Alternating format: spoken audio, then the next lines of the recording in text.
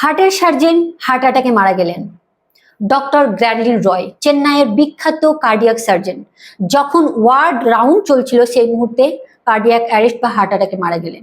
আর একজন ৪৫ বছর বয়সের ইন্টারভেনশনাল কার্ডিওলজিস্ট, যার নাম হলো আদিত্য বাত্রা, তিনি ৪৫ বছরে হার্ট অ্যাটাকে মারা গেলেন।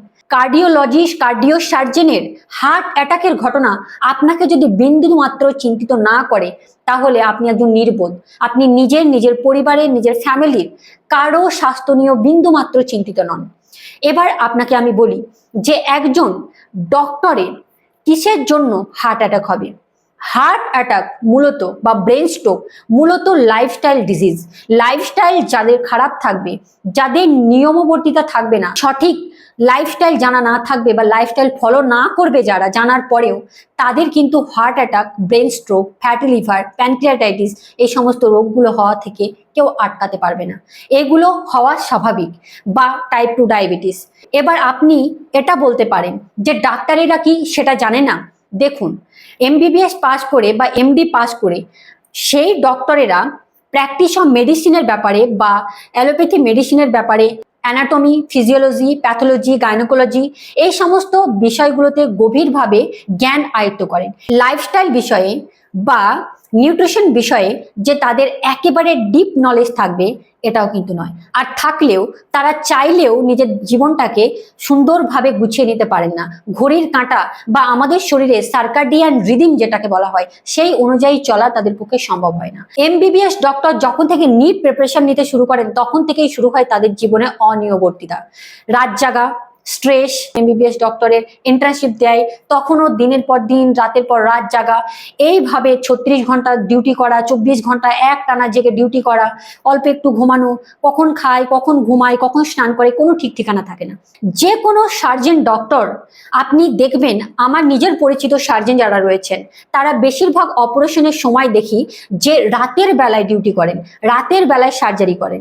দিনের বেলায় রোগী দেখেন, যারা হসপিটালে চাকরি করেন তারা হসপিটালে ডিউটি করেন, যারা নার্সিং হোমে প্র্যাকটিস করে ওপিডিতে রোগী দেখা, রোগীদের যদি সার্জারির প্রয়োজন হয় সেক্ষেত্রে রাতে সার্জারি করা। এই ব্যাপারটা দিনের পর দিন যখন ঘটতে থাকে, তার ফলে আমাদের শরীরের যে সার্কাডিয়ান রিদিম ধীরে ধীরে বিঘ্নিত হতে থাকে। তাই আমাদের শরীরের যে হরমোনাল ইমব্যালেন্স বা এনজাইমের যে ব্যাপারগুলো, সেগুলো বিঘ্নিত হতে থাকে, যার ফলে ব্রেন স্ট্রোক, হার্ট অ্যাটাক।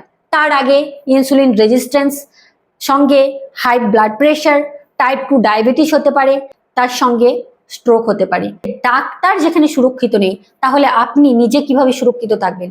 আমাদের শরীরে যে সার্কাডিয়াম রিদিম, সেটা আমাদেরকে শেখায় যে 7 থেকে 8 ঘন্টা আপনাকে ঘুমাতে হবে, স্ট্রেস ফ্রি থাকতে হবে। কিন্তু বেশিরভাগ ডক্টরের স্ট্রেসে থাকেন। এই ডাক্তারদের স্ট্রেস এই হার্ট অ্যাটাকের ঝুঁকির উপর অনেকটা প্রভাব ফেলে। তার সঙ্গে সঙ্গে নিয়মিত এক্সারসাইজ, 1 ঘন্টা সময় শরীরকে দেওয়া উচিত। হাঁটা, স্ট্রেচিং, যোগা, এই ধরনের এক্সারসাইজগুলো করা অবশ্যই প্রয়োজন শরীরের জন্য। তার সঙ্গে রোদে যাওয়া নিয়মিত, আমাকে রোদে বেরোতে হবে 15 থেকে 20 মিনিট, শীতকাল হলে 30 থেকে 40 মিনিট, 45 মিনিট রোদে থাকা দরকার।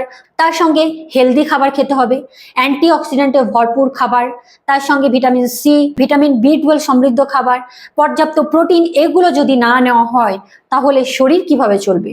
বেশিরভাগ ডক্টর যারা অ্যালোপ্যাথিক ডক্টর, তাদের খাওয়া দাওয়া আপনি দেখবেন হয়তো কিছু কিছু পার্থক্য থাকতে পারে বা কিছু কিছু এক্সেপশন থাকতে পারে, কিন্তু বেশিরভাগেরই যারা এমবিবিএস স্টুডেন্ট বা এমবিবিএস পাস করে বার হয়েছে, তারা বেশিরভাগই কলেজে পিৎজা, বার্গার, তারপর স্যান্ডউইচ, এই সমস্ত মুখরোচক খাবার, যত্রতত্র যখন তখন কফি, চা, মিষ্টি জাতীয় খাবার, কোল্ড ড্রিঙ্কস, এই সমস্ত খাবার খেয়ে নিচ্ছে। কোনো বাছবিচার নেই, কোনো কিছু নেই। কখন ঘুমাচ্ছে, কখন উঠছে, কখন কি করছে, স্নান কখন হচ্ছে, কোনো কিছুরই ঠিক ঠিকানা থাকে না। এটা আপনাকে মানতে হবে। আপনি একজন এমবিবিএস ডক্টর, তার পরিশ্রম, তার স্ট্রাগলের কথা যদি শোনেন, তাহলে নিজেই বুঝতে পারবেন যে আমি যে কথাগুলো বলছি বাস্তবসম্মত কথা বলছি।